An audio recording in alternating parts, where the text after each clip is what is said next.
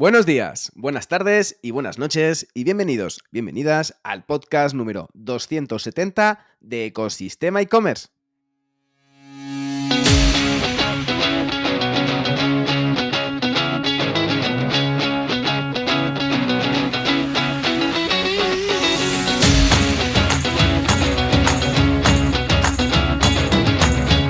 El podcast donde encontrarás todo relacionado con el mundo e-commerce sin filtros, con especial cariño al sector cultural, editorial y artístico, porque somos los artistas del podcasting, del emprendimiento digital y de luchar contra los elementos. Herramientas, trucos, noticias, emprendimiento, sostenibilidad, tácticas, marketing para proyectos digitales y un sinfín de cosas para crear tu tienda online o hacer crecer la que ya tienes. Porque cada día que grabamos un nuevo episodio tenemos ideas para 3 más, en una rueda que no acaba nunca y que esperemos que la vida nos deje seguir compartiendo conocimiento y experiencias a través de las ondas digitales.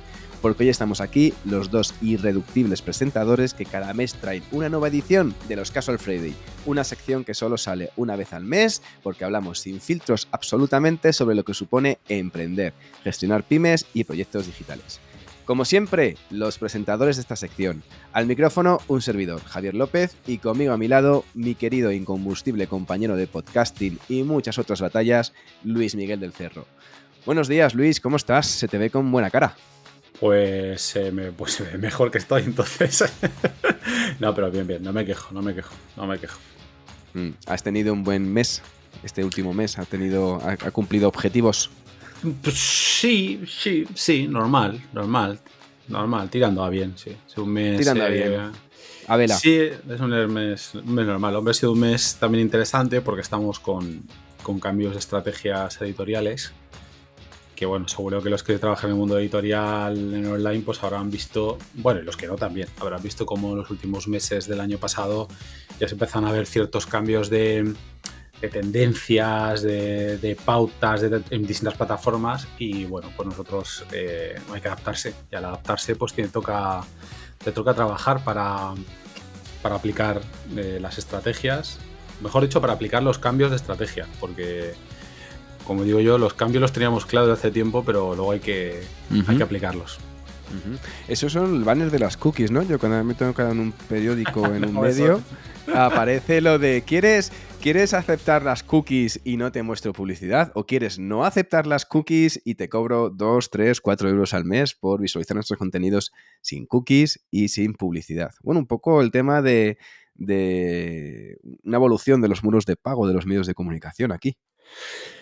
Bueno, esto sí que da, además no me quiero meter mucho porque hay que formarse o estar muy bien informado, pero al final es la respuesta que tiene el tener en cuenta que la era post-cookies hay que gestionarla y hay que digerirla. Y claro, hay muchos medios que han empezado a ver como muchos, al tener que ser la aprobación explícita, pues hombre, hay gente que le da a no aceptar y no aceptar significa que no muestras publicidad, si lo haces bien, efectivamente, y que incluso no mides la audiencia, con lo cual un medio vive de la audiencia, a través de la audiencia, de la publicidad. Y vive, además, también la gente lo tiene que entender. Es decir, hay gente que incluso si no aceptas, pero sigue constando tu audiencia, pues el medio en un momento dado pues podrá seguir diciendo que tiene X mil usuarios y bueno, le seguirá valiendo para defender su alcance. No entramos en si eso es un criterio...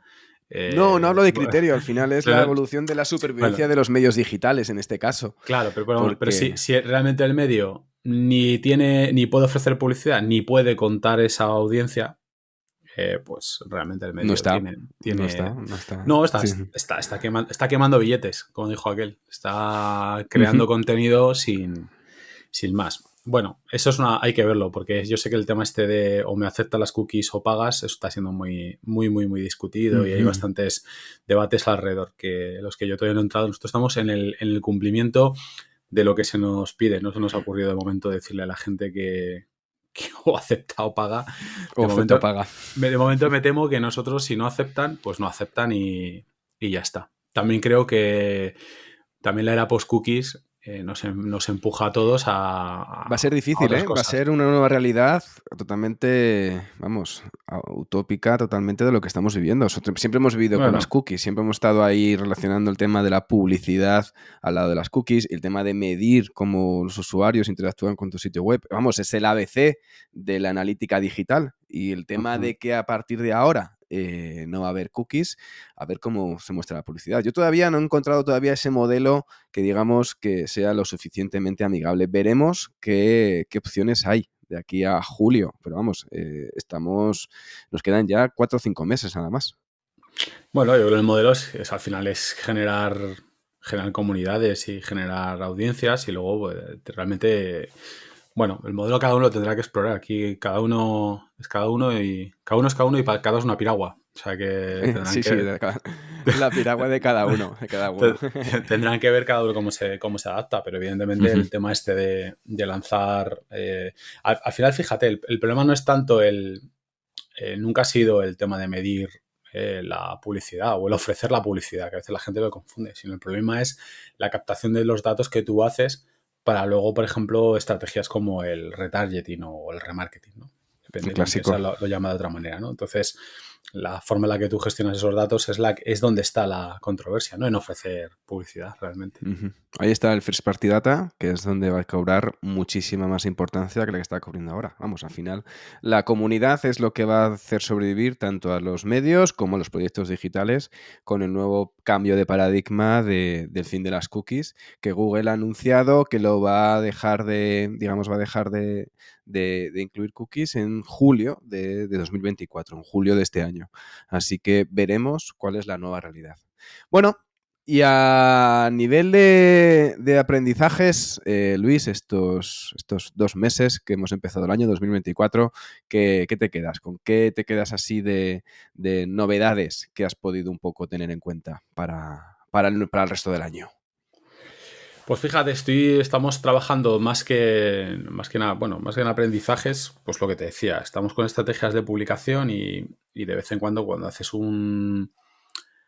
no sé cómo llamarlo, ¿no? Haces un rataplan a la hora de analizar determinadas cosas, empiezas a Ujú. tirar del hilo y descubres pues muchas más cosas. O sea, detrás. No sé cómo explicarlo esto porque me está quedando muy, muy estúpido, ¿no? Pero que al final, cuando hay un cambio o intuyes que hay un cambio que tienes que hacer y empiezas a investigar, pues descubres lo bien que trabaja por ahí la gente y las cosas que se están haciendo en Ujú, paralelo, que ujú. algunas las ves claramente en el día a día y otras no tanto. Y bueno, siempre es apasionante ver cómo se trabaja y qué cosas se hacen a nivel de contenido. Además, en cosas que, fíjate, pensabas, o yo al menos lo pensaba, que estaba bastante mascado. Y luego resulta que descubres que hay gente que está haciendo más que fine tuning, está haciendo cosas muy, muy interesantes por ahí. Así que bueno, yo me quedo con eso. Y me quedo, pues al final, también, por ejemplo, una cosa que estoy volviendo a aplicar mucho son, en mi caso de mi productividad personal, volver otra vez a utilizar mucho los paneles para tener todos los proyectos lo más controlados Ordenaditos. posible. Mm. Sí, sí, es una autodisciplina que sí, yo creo que se pierde, ¿no? Que vas ahí, te pones esa disciplina, luego la vas perdiendo, aparece algo, para mí ha sido, de repente aparece algo que te mete en el caos, se te olvida, luego actualizar te da pereza y bueno, de vez en cuando hay Ujú. que disciplinarse y volver a panelarte e intentar que no se... Hasta la próxima, intentar que te dure. Ujú. Yo a nivel hablábamos en el episodio anterior o hace 2 episodios, no me acuerdo ahora mismo, hablábamos sobre el tema de poner foco. Y yo la verdad que estas últimas semanas me he centrado sobre todo en tema de poner foco porque ya cada día las fuerzas son más limitantes, ¿no? Son más difíciles. Me está costando llevar el ritmo y de mantener la productividad. Al final, cuando eres autónomo, te gestionas una pyme, siempre te mides por el tema de la productividad propia. Y dices, tengo tantas horas, tengo 8, 10, 12 horas al día y tienes que mantener esa productividad, sobre todo mantener un poco los objetivos. Vas un poco haciendo esos timings, esas planificaciones. Y esos timings te das cuenta de que son súper cortos, de que no llegas, de que te llegan un montón de imprevistos o directamente que te levantas un día cansado, que un día que no tienes ganas de hacer cosas, un día asqueroso, ¿no? Un día de esos de los de dices, estoy reventado, no puedo conectado más con la vida y dices, vale, voy a empezar y empiezas a planificarte diciendo, es que necesito un día. Yo, de hecho, estoy buscando en este mes, buscar 1 o 2 días en los que pueda hacer una desconexión total, ¿no? De cerrar el portátil, a lo mejor un viernes o un lunes, cerrar el portátil y poder un poco descansar, dormir un poco más, darme un paseo por el parque natural, hacer un poco más de ejercicio, darme una vuelta, planificar un poco, volver a tocar la guitarra.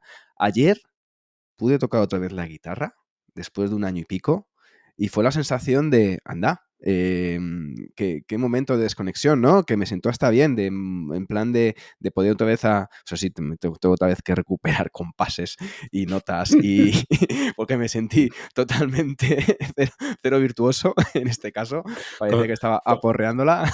Tocaste el concierto de Aranjuez y poco más. Los primeros acordes de Ojalá tocaste. hubiera tocado el concierto de Aranjuez. Y realmente me vi como que, vamos, que estas cosas al final las tienes que volver a retomar. Cosas que te gustaban, cosas que tenías como parte de tu ocio, tenías planificado con el tema de emprender y con el tema de sacar todo a tiempo o tus tiempos, que tus tiempos tienen mucha engañifa en este caso, son bastante engañosos y bastante eh, fantasmas en este caso, porque tú al final te marcas unos tiempos y cualquier parecido con la realidad es puramente coincidencia, sobre todo cuando estás empezando con proyectos en los que no has realizado anteriormente. Y esto al final te provoca mucha desesperación. Y para eso, siempre decimos, ¿no? Que el tema del emprendimiento y el tema de gestionar una pyme o ser autónomo o ser socio de una compañía, al final es como una maratón. No puedes estar ahí pensando en que estás haciendo los primeros 5.000 y vas a un ritmo fuerte, porque al final una maratón tienes que dosificar tus esfuerzos y habrá momentos en los que vayas más rápido y vayas más lento y lo consideres que esto es dentro de un proceso. Y a mí me está pasando que estoy llegando ahora mismo, pues no sé si sea al muro del maratón, porque llevo ya varias semanas que me noto especialmente cansado y buscando dosis extra de motivación a la hora de poder sacar todos los proyectos adelante. Y también surge cierto, no sé si estrés, ansiedad de mirar a medio plazo y ver que al final que puede ser que los tiempos no se estén cubriendo exactamente como tú querías o como tú habías planificado. Y eso al final pues te embebe la rueda un poco de esa desesperación, ¿no? De un poco de quemazón, de agotamiento físico, mental, de un poco de todo. Así que yo creo que en esos momentos al final lo que cuenta, esto es como cuando estudiabas, que cuenta más en las horas que estabas estudiando que el número de horas que te tirabas encima de un libro. Pues esto es al final igual. Si al final con 4, si de esta, por ejemplo, esta semana o la que viene, no sé cuándo me cogeré ese día, pero en vez de hacer esos 5 días, hacer 4, bajar esta semana la productividad. Es que la semana pasada hice cerca de 60 horas en la semana de trabajo. O sea, esto al final, ese ritmo es directamente, no se puede estar repitiendo constantemente, sobre todo cuando tienes familia, cuando tienes niños y cuando no descansas correctamente las horas que tienes que descansar o puedes descansar directamente, que no tienes posibilidad. Con lo cual voy a hacer un parón de un día, hacer, no sé si mindfulness o algún tipo de meditación, pero sí me va a servir para reenfocar otra vez, para volver otra vez a poner el coche en la carretera y poder mantener la velocidad de crucero. Porque es que está costando y les costará a gente también que nos esté escuchando y que les ha pasado lo mismo y que se sientan un poco también personalizados en este caso, porque no puedes mantener ese ritmo, no puedes mantener esa intensidad constantemente y hay días malísimos, hay días buenos, hay días que, joder, cómo he producido hoy, qué bueno el día, tal, y luego otros 2 días más que dices, parece que he perdido el tiempo y no has perdido el tiempo, ¿no? Has estado solucionando cosas. Entonces, a nivel de aprendizajes, y ya corto un poco el rollo, sobre todo de poder poner foco y cuando tengas que parar un día, de hecho tú lo hablábamos antes, de tengas que parar un día para poder sobre todo, digamos, ordenar cajones dentro de tu cabeza, hay que parar un día, no te sientas mal por ello, es parte de ese proceso, ¿no? Hay que bajar el ritmo y volver otra vez a tomar impulso, porque si no, no acabas la carrera. Y es que es horrible ver que con todo el trabajo que hay detrás, que digamos que no acabes la carrera o yo te conozco gente que ha hecho una carrera y que directamente por los últimos asignaturas o el último trabajo de fin de carrera no lo ha realizado, diciendo porque se ha dado cuenta de que no le gusta lo que está estudiando o no le merece la pena, y dice, no lo termino. Y diciendo, tío, ¿y los 4 años que llevas detrás estudiando horas y horas incontables y pasando exámenes para luego quedarse ahí sin un título? O, bueno, que el título a lo mejor puede ser lo de menos, pero al final tienes un título, tienes una notificación del Ministerio de Educación diciendo que eres licenciado en o diplomado en no sé cuánto. Y si ya tiras todo por la borda, por último, por un momento de cambio de mentalidad, llámalo transformación personal o lo que sea, y que no te das cuenta de que no quieres continuar con eso, joder, acábalo y luego ya te dedicarás a otra cosa, pero por lo menos ya Sí. verás qué haces en un futuro. Lo que pasa es que la mente humana, pues cada vez somos más conscientes de que funciona a veces con códigos que, bueno, pues que se resisten a lo obvio. Yo creo que además vivimos una época en la que antes, digamos, había una serie de códigos, no sé cómo llamarlos, ¿no? Morales o familiares o lo que sea, pues que te obligaban a, de alguna manera, te empujaban Códigos hacia sociales, son códigos sociales, bueno, sí. sí, por obligación a tus padres Estereotipos. que te han pagado la carrera, por la presión social, porque, digamos, todo estaba, digamos, ordenado de otra manera, pues la gente se obligaba más a tragar determinadas cosas. Cuando digo tragar, lo digo literal, en el sentido de decir, pues, yo no querría hacer esto, pero lo hago. Y no te digo ya, es verdad que a veces nos puede parecer absurdo que una persona que le quedan 2 asignaturas para acabar algo no la acabe, pero, insisto, Y no lo ahora mismo que no hay esa presión, pues se trabaja, o tu cerebro o el cerebro de muchas personas se libera de otra manera y actúa. No lo estoy juzgando, ¿eh? No lo estoy juzgando. Aquí No, en absoluto. Y cada uno puede tener su historia en la cabeza y decir no lo acabo, y no lo acabo por X o por es Y. que a lo mejor es lo mejor para él o para ella en ese momento. Entonces es lo que hay. Que desde fuera lo puedes ver de una manera, pues sí, pero bueno, cada uno tiene su cabeza amueblada y lo ve, incluso a lo mejor hasta es lo que necesita en ese momento, y ya está. O sea, bueno, ahora yo creo que la situación es distinta para todos. Por suerte o por desgracia, pues vivimos un mundo distinto, en el que, bueno, hay otro tipo de presiones. Ahora mismo yo creo que, fíjate, en algunos contextos hay menos presión social, perdón, menos presión familiar que social. Entendiéndose social como una superestructura que va de las redes sociales, la televisión. La persecución del éxito. Sí, a mí, fíjate, de estas partes es de lo que más me preocupa, porque yo creo que ahora mismo hay una gran industria de la generación de ansiedad y de la generación de miedo, porque hay muchísima gente, hay muchos mensajes, que ahora mismo tú entras en TikTok y hay muchísima gente diciéndote que eres pobre porque quieres, o que no triunfas porque quieres, Porque tienes una mala actitud. porque lo que necesitas es una mentalidad de éxito, ¿no? O gente que te está recomendando, te está dando consejos financieros, y en algunos casos, aparte de que sean consejos absolutamente delirantes y fuera de toda duda, ya no es que sean buenos o malos, sino que a veces como que da la sensación de que si no los aprovechas es que eres un mediocre y un imbécil. No es que seas una persona que simple y llanamente quiere ser feliz y vivir feliz. O sea, es decir, hay gente que lo que quiere, y yo lo respeto muchísimo y lo admiro, es que hay gente que lo único que quiere es tener su trabajo, ganar su salario, lo más digno No tener posible, complicaciones. y además centrarse en su familia, en sus amigos y en su vida social. Eso, Fenomenal. de hecho, para la sociedad es un planteamiento en general bueno, porque generalmente esa gente pues tiene una visión de la vida que, bueno, pues que encajan en la sociedad perfectamente, generan muchísimos beneficios, entre ellos, pues esa capacidad que tienen para transmitir ese ideal. Y sin embargo, hay gente que intenta pintar a las personas que podríamos considerar normales, pues como casi, pues gente que no, bueno, pues está desperdiciando su vida. Y a lo mejor la conclusión es que al final, dentro de 50 años, pues te das la sensación de que el que está desperdiciando su vida son otros.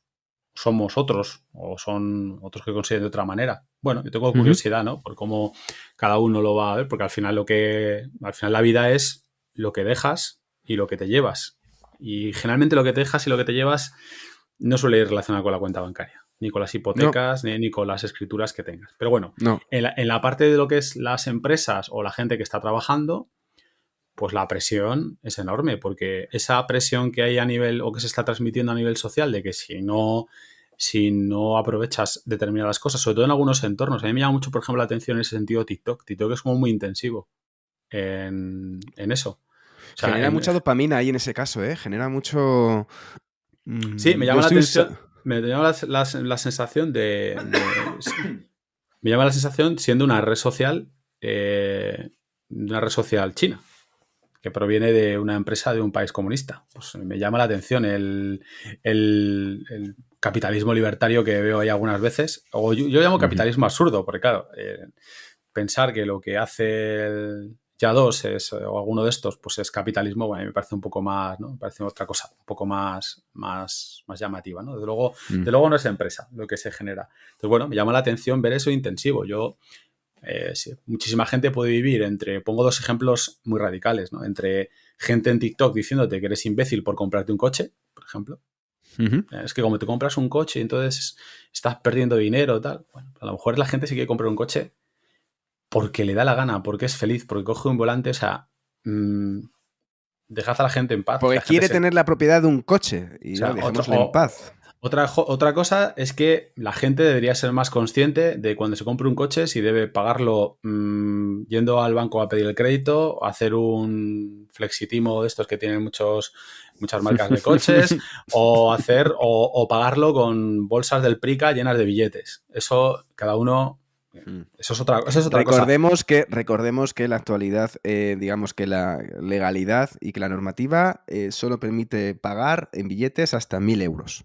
Hasta 1.000 euros. Bueno, pues hay hasta 1.000 poco, euros. hay poco. Pero bueno, lo que te quiero decir es que yo estoy de acuerdo en que debería haber más formación financiera, porque así evitaríamos crisis como las recientes, pero una no cosa hay es... formación. No, acabas de tocar un tema clave, Luis, porque de hecho, y ahora explicamos un poco el tema del podcast, que todo lo que hemos estado hablando no es que hayamos empezado aquí a divagar de un Sí, nos modo estamos así adelantando. altruista, lo estamos adelantando mucho al tema del podcast, pero es que has tomado un tema muy importante que, de hecho, si me permites, voy a dar pie al contenido, un poco al tema principal del día, ¿no? Que es el tema de crecer económicamente cuando estás empezando y cuando ya llevas unos años. Un poco generar esos objetivos cortoplacistas, a medio plazo, planes anuales, planes trianuales, planes quinquenales. Y aquí hablamos de una cosa muy importante que acabas de soltar la liebre, que es el tema de formación financiera. No tenemos formación financiera en la universidad, ni se aprende formación financiera, ni te enseñan siquiera a interpretar una nómina en la universidad. No, pero en la universidad es que no debería ser en la universidad. La formación financiera debería empezar ya en el colegio. Los niños en el colegio, sí, desde primero, los niños primero deberían de eso, saber, segundo de eso. A partir de una determinada edad, saber lo que supone pedir un crédito. ¿Qué es pedir un crédito? ¿O qué supone a nivel de interés? O generar ahorros. Claro. O cómo invertir ahorros, o cómo buscar estudios para estudiar opciones de poder rentabilizar los ahorros, y qué es el IPC, y qué es el tema del sueldo, el sueldo bruto, el pago de impuestos. Eso que es lo básico, que te enfrentas a la realidad cuando directamente te pones a trabajar y que realmente estás perdidísimo. Claro, pero es que ya te digo, además se genera una visión a veces de la gente de cuando se enfrenta realmente bueno, pues a lo que es el día a día de esa formación financiera. Cuando luego no la tienen, pues claro, acaban con deudas en la tarjeta de crédito, no sabiendo qué tipo de hipoteca contratan, pagando 1.000 millones de intereses cuando se compran un coche, o en lo contrario, que es entendiendo que todo aquello que sea crédito o deuda o lo que sea, pues es Satanás. Entonces, no aprovechando herramientas que pueden tener pues para mejorar su vida o sus negocios. Eso a nivel personal, pues te imagínate, a nivel financiero en las empresas, pues cuando tú te enfrentas por primera vez a crear una pyme, sobre todo, pues muchas veces, pues yo siempre cuento las anécdotas que tuve, ¿no? Cuando arranqué, yo arranqué con 20 y pocos años, entonces claro, yo no sabía lo que era una línea de crédito, no sabía lo que era un crédito, no sabía lo que era una financiación de impuestos. No sabías que la línea de crédito servía para poder subvencionar, por ejemplo, pagos ya sea pagos a empleados o sus necesidades de la empresa, cuando no tiene suficiente cash flow. Es decir, tú has facturado, pero no te han pagado. La Claro. diferencia entre cash flow y facturación de la empresa, también cosa importante. Cosas así. O sea, yo creo que es verdad que se puede arrancar una empresa o un proyecto sin haber hecho empresariales. Sí, sí, pero bueno, hay Sí, algunos por conceptos supuesto, que estaría por bien. supuesto. Bien. Es una de las cosas que recomiendo a la gente cuando se acerca y me dice que quiere hacer un negocio. Digo, oye, lo primero, empieza a entender conceptos básicos. No te digo que te hagas empresariales, pero empieza a entender algo de contabilidad, de cómo funcionan las cosas, los impuestos. Vete al banco. Vete a un banco con alguien que tengan de empresa, que te asesore bien, te va a intentar vender un producto, Siempre. porque es su trabajo, pero mientras que te vende, a la vez, si haces las preguntas adecuadas, vas a aprender mucho. Yo he aprendido mucho a base de hacer preguntas adecuadas a la gente que me intentaba vender. O sea, que yo creo que eso son cosas que se pueden hacer, pero vamos, que arranca en lo personal, ¿eh? Lo que pasa es que, por ejemplo, la formación financiera siempre se topa con la resistencia de muchísima gente que piensa que formación financiera es algo así como patrocinar el capitalismo voraz. Y en general la formación es justamente lo contrario. Casi todas las regulaciones, mira, es una de las cosas que se aprendió en la crisis del 2008 con todo el tema de la crisis financiera de 2008. Seguramente las medidas más eficaces que se plantearon en su momento fue precisamente obligar a que los bancos, por ejemplo, informaran más y mejor Mm. de los productos de crédito. En realidad Ujú. es como la gente no tiene formación, porque lo que vimos es que muchísima gente había estado firmando cosas que ni siquiera sabía muy bien qué es lo que estaba No, firmando. no, se fiaban directamente del responsable o director del banco, porque a lo mejor en ese momento tampoco el director del banco tenía más información. O Bueno, no, por ejemplo, el tema de las derivadas famosas. la cuestión ahora es que cuando tú inviertes, cuando tú estás en TikTok y alguien te está diciendo que tienes que invertir en acciones de no sé qué, de no sé cuántas y tal, pues ahora cuando vas al banco y quieres hacer un determinado tipo de inversión, pues Mm. tiene que haber un grado de riesgo que te especifican y te dicen, a ver, que el grado de riesgo es este. Si tú te quieres ir a este grado de riesgo, pues oye, Ujú, pues ya estás informado, ¿no? A partir de aquí, chaval, pues tira para adelante, ¿no? ujú. Es lo que hay. Pero vamos, lo que te decía antes de la presión, yo veo esa presión entre lo que ves ahí en los TikTok o luego lo que ves también en LinkedIn, en el que la gente pues te está haciendo sentir un mal empresario todo el día. Mal empresario O, y un mal o- o- profesional en muchos o casos porque un dices, buen no estoy trabajador, aplicando claro. todas las funcionalidades o todas las herramientas fantásticas que tienes a No, tu no, no, disposición para aumentar tu productividad. no, y sobre todo, no, yo sobre todo el nivel empresarial lo que veo son muchos seres de luz en LinkedIn, muchísimos seres de luz. El invent es una de las peores cosas que ha pasado en LinkedIn. Seres de luz que se ponen siempre como... Solo hay dos tipos de ejemplo, el mal jefe, horroroso, y que da a entender que tú, por supuesto, lo harías mejor o necesitas algo mejor, y luego pues está el otro perfil, que es pues yo soy un ser de luz porque yo hice esto, yo hice lo otro, mira qué bien lo hice, soy un genio, y yo estoy casi convencido de que el 70% de esos casos de éxito son invents, son más falsos Son case studies. que un billete de 1.500. Como dijo aquel, no tengo pruebas, pero tampoco tengo dudas de hacer esas cosas. Porque generalmente, mira, casi todos los buenos managers que he conocido no publican en LinkedIn sus día a día, ¿no? Sobre todo de las cosas buenas. Entonces, a veces Mm. no me duelen los invents, fíjate, siempre digo que no me duelen ese tipo de cosas. A mí El me mundo de gustan, a mí me gustan algunos, a ver, hay de todo, ¿no? Está el manager que tiene su empresa, el director de empresa, el fundador de un proyecto que cuenta un poco su día a día y Sí, cuenta sí, no, yo, experiencias. Oye, está guay, que aprendes un montón de cosas. Yo he aprendido muchas cosas de gente así. Luego están los que al final cogen casos un poco clásicos, ¿no? O que cogen un copy-pega en este caso. Oye, no, si es copy-pega, no lo pongas. Es no, decir, incluso sí. yo me refiero a cosas concretas, ¿no? Vino este empleado y entonces fíjate que el problema que tenía, yo le dije, yo hice y tal. Y bueno, la gente ve sus comentarios, muy bien hecho, gente como tú es lo que necesita. Porque muchas veces el caso de éxito empresarial o de cómo alguien te explica, yo algunas de las entrevistas que tú has hecho, yo las sigo con interés porque se aprenden cosas de gente que sabe. A mí lo que me duele de los invent, y hablo sobre todo eso del invent, de la publicación facilona, del vídeo sacado de contexto, este tipo de cosas, a mí lo que me Ujú, duelen es porque se genera, volvemos otra vez a la fábrica de miedo y de la ansiedad. Y hay muchísima ujú. gente que está haciendo su curro, ve eso y dice, joder, es que yo no lo hago bien, es que yo soy un cutre, porque soy un mal profesional, porque fíjate la de seres de luz ¿Qué hay por ahí? Esa es la fábrica de la ansiedad. Y la fábrica del miedo es toda esa gente poniendo casos en LinkedIn en el Ujú. que, bueno, pues resulta que les ha pasado cosas horribles o hay jefes horribles por todo el mundo.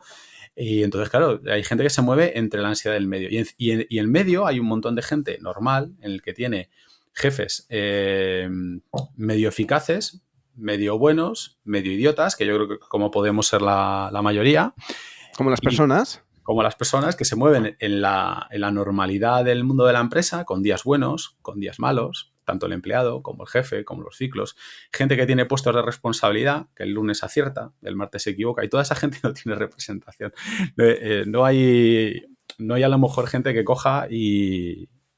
porque es imposible, al final siempre como que te vas a lo radical. Entonces, tanto en la sociedad en general como en el mundo de la empresa en particular, hemos hablado muchas veces aquí del burnout, del quemarse, pues yo creo que hay una parte de tu experiencia del día a día, pero también hay una parte de esa industria del miedo y la ansiedad que se genera Mm. alrededor de la gente que emprende Ujú. Ujú. y claro, en el día a día a la gente ya normal le puede afectar, pero cuando ya encima hay un tema y es que te juegas, porque cuando hablamos de empresa y hablamos muchas veces de carreras profesionales y tal, pues muchas veces ya no es un tema de lo que tú quieres ser como identidad o como persona, que estamos viendo que cada vez es más importante, ¿no? Para mucha gente, sino lo que tú puedes ganar para ti, para tu familia, para tus empleados, lo que eres como empresario. O sea, hay unas derivadas que son económicas, que afectan no solo a tu vida, sino a la vida de toda la gente en general, de tus Ujú. empleados y tal. Y claro, si tú no cumples esas expectativas, ya no es que estés no cumpliendo esas expectativas para ti, para lo que tú eres. Si te Mm. sientes mejor o peor contigo mismo, que eso es un factor, sino que además se añade otra capa que es la de ¿le estoy jodiendo la vida a los demás? ¿Estoy haciendo mal? ¿Estoy machacando a mis empleados? ¿Estoy haciendo un mal negocio? ¿Me voy a arruinar y me voy a llevar a mi familia Mm. detrás? ¿Me voy Ujú. a meter en un lío? Es decir, metes ya una segunda capa de ansiedad y miedo en la gente, y hay mucha gente que peta. Sí, Tanto gente que... ahí está la parte, tú lo has dicho muy bien, de un poco trabajo decente, trabajo normal, trabajo a gusto o trabajo de explotación, que puede ser el que tú puedas generar o el trabajo o tu mismo trabajo con tus propias expectativas que están demasiado altas, ¿no? Por ejemplo, el otro día escuchaba a José Elías, que es esta persona, este empresario que tiene más de que 180 empresas, que estoy aprendiendo mucho con él, la verdad que me encanta escucharle, sobre todo por la forma de contar las cosas, ¿no? De un modo campechano y no con tanta filosofía ni con tanta literatura, sino que te cuenta las cosas de un modo muy llano, ¿no? Muy, muy sencillo. Y te cuenta también, pues, sobre todo casos que al final le afectan al día a día del empresario. Y en este caso, él contaba en un podcast diciendo, es que los autónomos, por ejemplo, son los héroes del país. Es que un tío que trabaja sol a sol, que se levanta, esté cansado y esté enfermo, pero se pone a trabajar, que a veces, pues que eso, que tiene sus empleados y se pelea porque sus empleados cobre y él a lo mejor se tira 2 o 3 meses sin cobrar.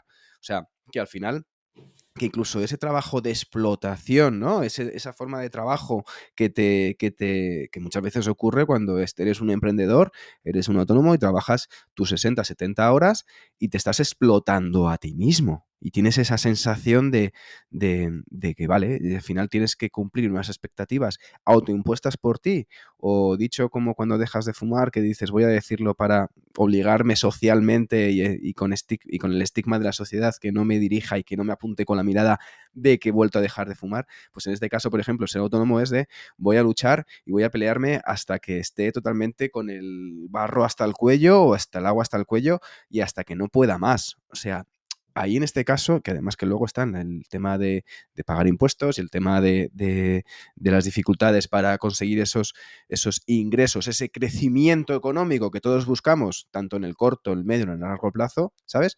Y en este caso es que al final ser autónomo aquí es que tienes que trabajar más ya de por sí. O sea, un autónomo ya tiene que trabajar más de por sí. Conozco muy pocos autónomos que trabajen menos que un empleado por cuenta ajena, Bueno, honestamente. sobre todo el empleado, perdón, el autónomo, lo que suele ocurrir, y yo he visto muchísima gente a mi alrededor que ha hecho la transición o por vocación o por necesidad. En el mundo Ujú. en muchos mundos, a la gente, pues, llega un momento de su vida en la que se tiene que autoemplear, por ejemplo. Esto le ha pasado a muchísimos profesionales del periodismo y de muchos Sí, sectores freelance. que han tenido ese cambio. Lo que ocurre con los autónomos es que, digamos, es un intensivo de actividad, o sea, es un curso intensivo precisamente en educación financiera, ¿no? Por así decirlo. De repente el autónomo se hace consciente de los impuestos que paga, para bien o para mal. Se hace consciente de los riesgos que asume, para bien o para mal. De repente pasa a ser el interlocutor directo con la seguridad social, con la agencia tributaria. Empiezas a cruzar correspondencia con este tipo Ujú. con este tipo de organismos.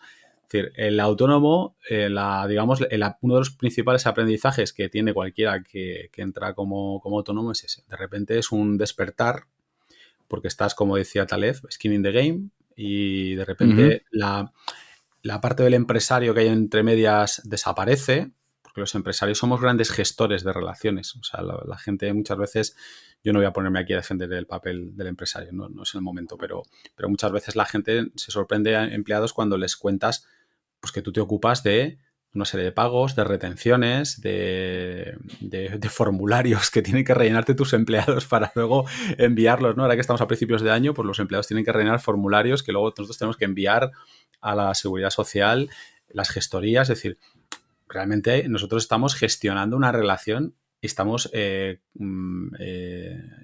reteniendo dinero Ujú. a cuenta Ujú. o sea, somos Ujú. cogestores con la agencia tributaria y la seguridad social, ¿no? Es un poco... Pero cuando eres autónomo, todo eso desaparece. Todo eso es como si tus padres te pegan una patada en el culo, te echan de casa y te dicen, hala, venga, a vivir, ¿no? Pues, y además, generalmente, suele ser de un día para otro. Es decir, tú de repente, pues un Mm. día estás haciendo algo, lo que sea, estudiando o trabajando y de repente, por lo que sea, decides hacerte autónomo. Y de repente vas a la tesorería, que suele empezar ya la cosa bien, la gestoría, en fin, de repente empiezas y bueno, sin duda alguna es una lección. Tu primer trimestre, pues es una auténtica lección de vida. Consejo de primer autónomo. Busca una asesoría que os lleve el tema de los impuestos y presentar los papeles y los modelos 137, etcétera, etcétera. Porque son fundamentales. Tú vas a volverte loco. Busca una asesoría, te cobran 50, 60, 80, 100 euros al mes, no más, por llevarte los papeles, por llevarte el tema de la presentación de impuestos trimestrales, sobre todo, facturas, ingresos, tema de IVA y olvídate de ello. Sobre todo porque un autónomo tiene Bueno, que estar con muchos platillos. Bueno, no te olvides, quiero decir que delegues esa responsabilidad y esas funcionalidades, esas operativas. yo, Que no la lleves tú por tu cuenta diciendo, no, me gusta porque voy a aprender. Vas a fallar, vas a tener problemas y la vas a liar. Busca una asesoría que te pueda llevar por profesionales. Es primer consejo de autónomo, en este caso de crecimiento económico en esas primeras etapas de establecerte por cuenta propia. yo hago el segundo consejo autónomo, que es sí, hazlo, pero no te fíes del todo, porque al final tú eres el responsable de lo que pase. Si mañana Ah, sí, no, viene, es auténticamente solidario en o sea, este caso, responsabilidad solidaria absoluta. mañana, o sea, hay muchas veces que yo a nivel personal siempre he tenido bastante suerte con mi gestoría. Estoy contento con mi gestoría. ¿Sigues con la misma desde que empezaste ahí en la Sí, empresa?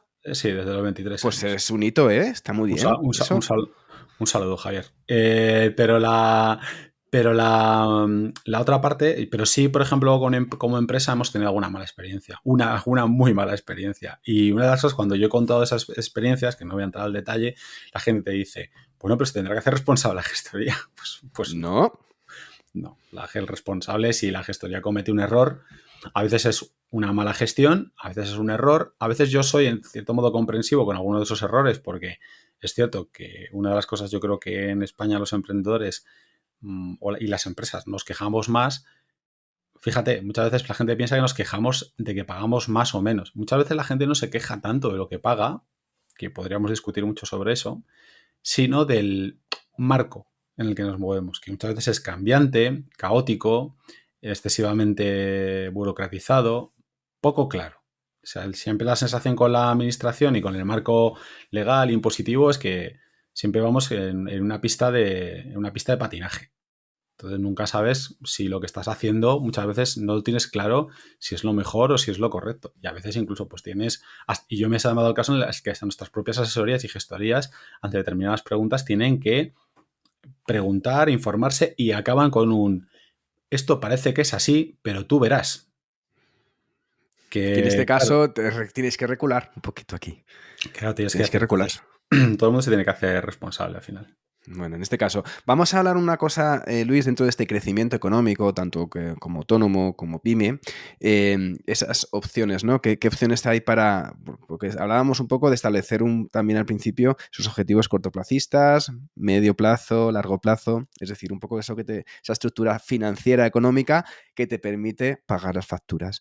Pero vamos a ver a la hora de una cosa es, sobre todo, tener esa planificación y luego elegir esos proyectos que te pagan las facturas y encontrar un poco esa base que te permita respirar. Y yo creo que tanto en todo autónomo y todo pyme, a la hora de estructurar y tener bien clara un poco la estructura que debe seguir para poder ser sostenible, que es un poco mantener la vida de tanto de la empresa como del autónomo, es buscar un poco esos proyectos, ¿no? Esos silos económicos que te permiten, sobre todo, mantener. Por ejemplo, si eres autónomo y estás empezando, oye, buscar un poco esa base de clientes en tu círculo cercano que te va a ayudar.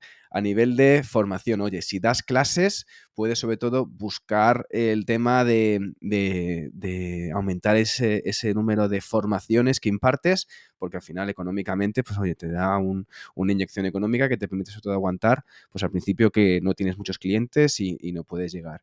Buscar opciones sobre todo, monetizar proyectos en el corto y en el medio plazo. No busques proyectos de, bueno, esto es para dentro de 2 años. Sí, muy bien, pero lo que primero tienes que hacer es pagar las facturas del mes que viene y pagar el impuesto de sociedades el mes que viene y pagar el impuesto trimestral de autónomos el mes que viene o a finalizar el trimestre. En este caso, sobre todo, es buscar esas innovaciones, ¿no? Esos proyectos innovadores que te permiten, por un lado, innovar como autónomo, innovar como pyme y que te permiten mantener un poco esa estructura económica. En mi caso, por ejemplo, yo he estado combinando el tema de consultorías, asesorías, el tema del podcast, pues ya veremos si lo monetizamos en un futuro próximo. El tema de formación también estoy metiéndome mucho con tema de clases y el tema de hacer no solamente consultorías a proyectos pues, independientes que me salen, sino a empresas o buscar también colaboraciones con otras empresas para ayudar a esos miembros de esa empresa a ayudar con proyectos de emprendimiento o digitalización de proyectos. En este caso estoy buscando, sobre todo es buscar un poco no triquiñuelas, ¿no? Buscar un poco las opciones que te permitan tener una base económica en el corto y medio plazo, porque al final, que sí, puedes tener proyectos maravillosos de aquí a año y medio y proyectos disruptivos y que van a cambiar la forma de hacer las cosas, pero tú necesitas comer, ¿no? Tú necesitas pagar las facturas de un mes a otro. Y en este caso es, oye, tú empezaste con una serie de clientes y luego has ido creciendo ese número de clientes, ¿no? Y pudiendo elegir esos proyectos que tú haces o esos proyectos que te llegan y te parecen interesantes o creas nuevos proyectos, pero una vez ya que tienes esa base propia. Es que yo no me atrevería a dar muchos Ojo, consejos en que yo esta. no estoy dando consejos, estoy dando, por ejemplo, lo que estoy haciendo yo. No Ojo, sé. no estoy dando consejos y de Yo, que cada uno haga lo que quiera, como por ejemplo si quiere vender el coche y tener, digamos, pues sueldo de un año directamente puesto en ese coche y claro, va en metro, es que, yo qué es sé. que esto dependería un poco, ¿no? De lo que haga cada uno, ¿no? En qué segmento se mueva, en qué sector se mueva. Hmm. Es decir, evidentemente, cualquier cosa que tú hagas que vaya ligado a fees, a pagos mensuales, etcétera, te puede generar una mayor estabilidad, ¿no? Porque te permite planificar en el medio largo plazo. Pero es que también hay negocios en los que eso es inaplicable. Es decir, por ejemplo, en un negocio de formación, pues tú darás tu formación y lo que lucharás es por seguir dando formaciones allí donde estés, ¿no? Salvo que seas, me refiero a formaciones como externo, ¿no? No Ujú. como tal. Ahí es difícil, ¿no? Que haya, que haya un fee mensual. Sin embargo, si trabajas por ejemplo, en proyectos de desarrollo, yo cuando trabajaba en proyectos Ujú. de desarrollo, pues combina los dos, ¿no? Tienes por un lado, cobras por hacer un proyecto y luego, pues generas unos fees por mantenimientos. Que, ojo, los fees generalmente o esos pagos mensuales no suelen ser por tocarse el papo. O sea, no suele ser por cobrar todos los meses por tu cara bonita. Suelen ir asociados a una serie de tareas mínimas que, como siempre he dicho a algún cliente, ¿no? Hay meses en los que en los que ganas y hay meses en los que pierdes, ¿no? Sobre todo cuando tienes, por ejemplo, tarifas de mantenimiento y cosas así, pues como hay un mes que hay que hacer una actualización gorda o lo que sea, pues a lo mejor ese mes, porque a los fees siempre van a ser, hombre, yo sé que gente en consultoría pues cobra más. Muchas veces también, fíjate, con los fees, también hay veces que cuando hay fees muy altos, la gente puede pensar, pues es que ganan mucha pasta. Bueno, no caution, porque al final es todo de siempre, va asociado a los servicios que tú prestas y a lo que tú haces. En fin, en general yo creo que es complicado saber y luego depende también muchísimo del carácter de la empresa. Ten en cuenta que ahora mismo nosotros tú y yo estamos hablando de un concepto de emprendimiento pobre. Porque tú y yo somos emprendedores Sí, pobres, porque luego hay... pobres. Emprendedores Porque pobres, somos emprendedores pobres, tú lo has dicho. claro, porque hay gente por ahí que tiene empresas y que está levantando dinero, algunos con objetivos total y absolutamente loables y haciendo proyectos muy guapos, y otra gente que lo que su negocio es levantar dinero. ¿Para qué? Levantar dinero. Y ese es el... Sí, para mí ese tipo de negocios es el timo de la estampita del siglo XXI, ¿sabes? Es ir ahí, vas levantando dinero y tú vas un poco viendo hacia dónde te mueves levantando dinero. O sea, para mí eso siempre me ha hecho gracia porque he visto gente levantando inversión y buscando inversión para proyectos, insisto, proyectos que luego se han convertido en proyectazos, en cosas espectaculares. Y otra gente, bueno, pues que es una experta en levantar pasta para cancamusa, ¿no? Pero, oye, que también te digo, en ese tipo de cosas, si viene alguien y te lo paga y es gente privada y está convencida, y bueno, porque a lo mejor puedo estar equivocado detrás de ese proyecto, a ver otra cosa. Nosotros, aquí me temo que nosotros estamos en esa visión del emprendimiento de gano 1.000, invierto 800, pongo otros 100 para seguir haciendo otra cosa y luego, con un poco de suerte, gano 100 y ese tipo de cosas. Hay otros mundos por ahí que van de otra, Sí. de otra manera. Que no es emprendimiento pobre, que no es emprendimiento pobre en absoluto. Que no es emprendimiento Claro. pobre. Pero bueno, insisto sobre todo esto porque sé que hay muchísima gente por ahí haciendo este tipo de cosas de startup, para mí cosas muy serias y muy guapas y que merece muchísimo la pena seguir y aprender, y que a mí me gustaría ser de mayor, ya me pilla un poco mayor, ¿no? Pero ser de mayor así, y hay otra gente pues que utiliza ese tipo de estrategias pues para cobrar. Generar pasta. Claro, cobras tú. Claro, es que fíjate esas cosas. Yo me acuerdo cuando empezó el mundo de internet, era muy curioso que había gente que había una idea de que tú tenías que arrancar en el garaje y que tenías que comer alubias hasta que generaras el negocio y tal. Y eso ha ido cambiando mucho. Y fíjate, cambió en positivo, porque yo creo que hubo un momento en el que efectivamente aquello no era sostenible. Es decir, si tú quieres hacer una empresa y quieres tener talento, tanto desde el CEO hasta el que lleva el marketing, pues al final tienes que pagar salarios. Entonces, al principio no se entendía, es decir, hasta que no ganabas dinero no pagabas los salarios, tú no ganabas, ¿no? Si tú eres el fundador de la empresa, hasta que la empresa no ganaba dinero, tú no ganabas. Y hubo un momento en el que la gente se fue dando cuenta de decir, pues lo que hay que hacer es intentar levantar capital para invertir sobre la empresa y también para que la gente que estamos involucrados en el proyecto, pues tengamos unos salarios. Al principio era, bueno, pues salarios que no cobraríamos, salarios más baratos de lo que cobraríamos en otro sitio. Y eso, como suele ocurrir todo en el ser humano, tiene una capacidad para pervertir casi todo, para generar perversiones en los sistemas, y se ha convertido a lo mejor en proyectos en los que pues hay salariazos ahí de CEOs y no sé qué, y dice, bueno, que al final, como esto sigue así, la mitad de lo que se levanta se queda por arriba, ¿no? Y aún así, insisto, que hay proyectos que se lo merecen y que van a full, pero hay otros que me da un poco de rabia porque queman pasta de una manera espectacular y sobre todo despistan o dan esa imagen que nosotros pues aquí nos pilla lejana, ¿no? Como emprendedores pobres. Bueno, realmente dentro de esas startups que has comentado, de estas empresas de nueva creación, esas nuevas empresas disruptivas, ¿no? Tecnológicamente, que aplican, pues, no sé, tecnologías de blockchain para trazabilidad de productos o de origen, tema de gestión del Big Data, que tú has contado alguna experiencia del Big Data, tema de aplicación de la IA para realizar automatismos y, sobre todo, reducir manualidades dentro de la empresa. El tema de que cada día estamos metiéndonos más en el cloud computing, ¿no? En computación en la nube, con herramientas SaaS, de software as a Service que nos permiten automatizar muchas tareas o incluso implementar gadgets tecnológicos de todo tipo, gadgets electrónicos, tecnológicos de todo tipo que te permiten innovar.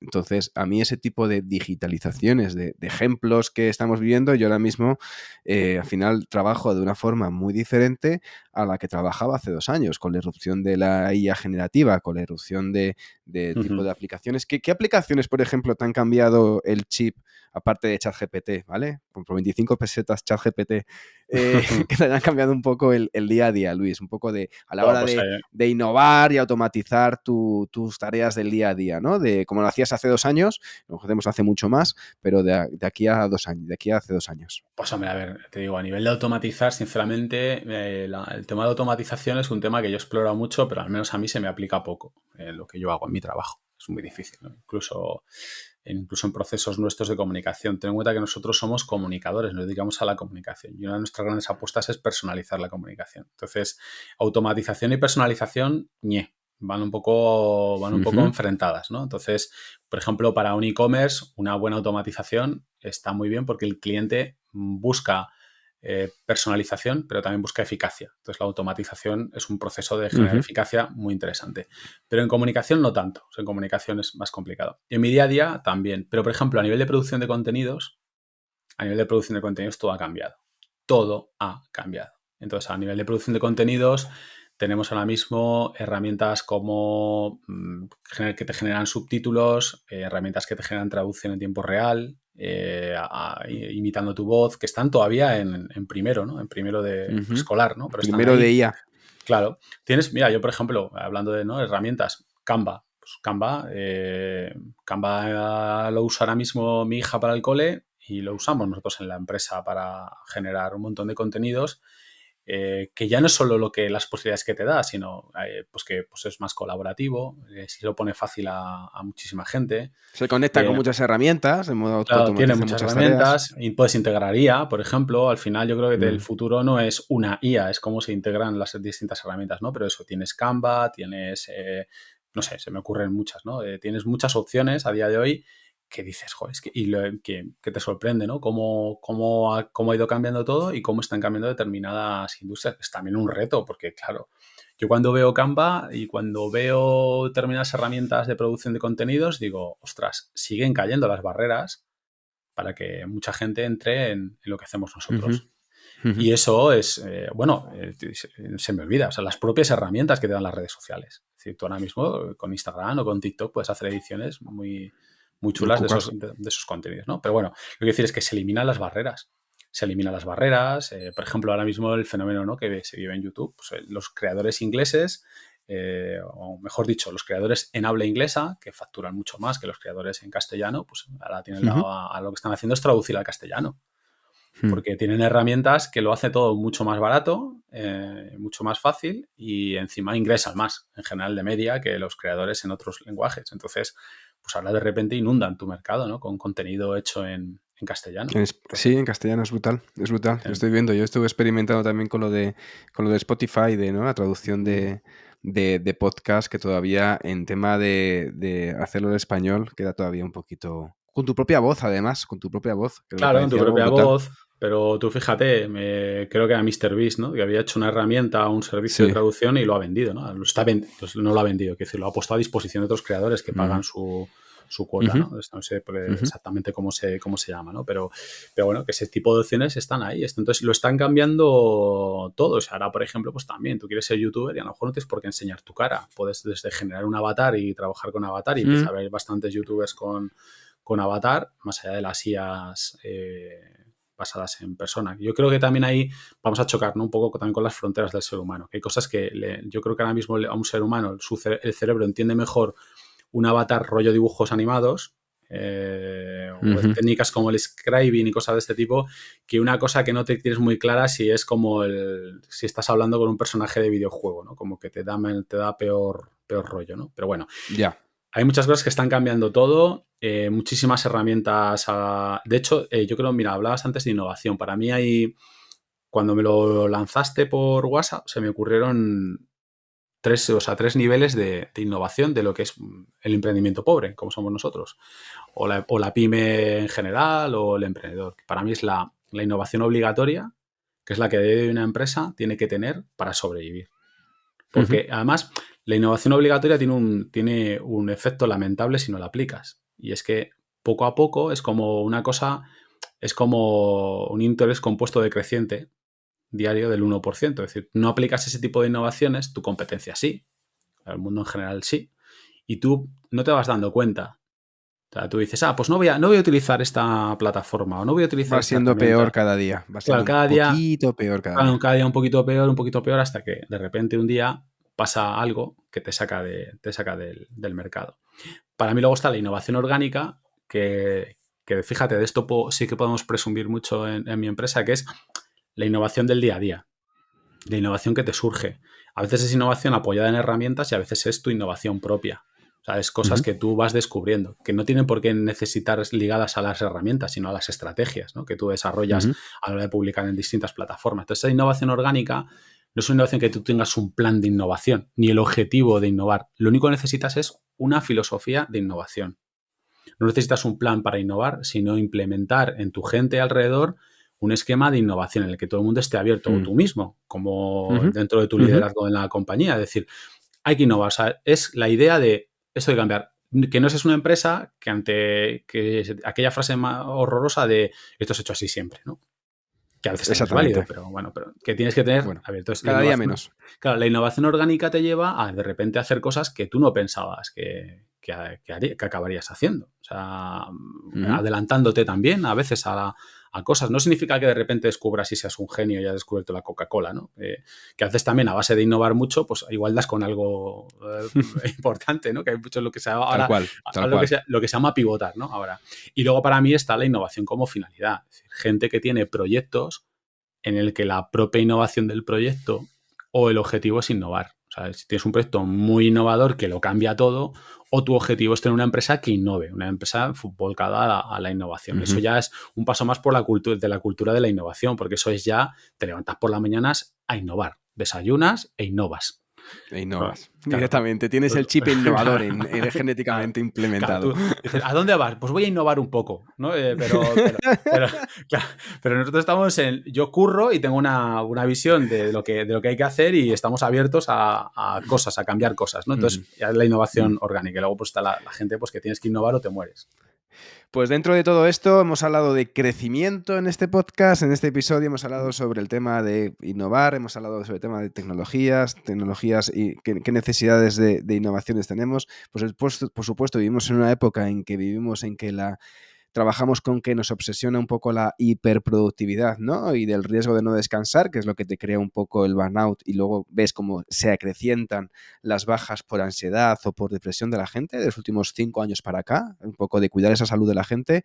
Y sobre todo yo quiero acabar este episodio hablando de que lo importante de todo es hacer las cuentas y tomarte de vez en cuando un día libre para poder sobre todo mantener esa frescura mental y que te permita seguir creciendo. Luis. Yo matizo, o sea, no es tanto a lo mejor a veces días libres, sino, cada uno que se apañe como quiera, pero que la gente tiene que entender que hay momentos de sprint, hay momentos de tranquilidad. Sobre todo hablo de la gente que está en el emprendimiento y que lo que a veces a lo mejor no tomas un día libre, pero a lo mejor, ¿cómo decirlo? Aprovechas que como emprendedor tienes una serie de ventajas que nunca usas y a lo mejor a veces darte un paseo a media mañana o bajar el ritmo. Momentos de calidad, como dice un buen amigo nuestro común. Sí, o solo, esto a lo mejor tienes que establecer que hay semanas en las que esa semana hay que bajar. Hay que ir en cuarta.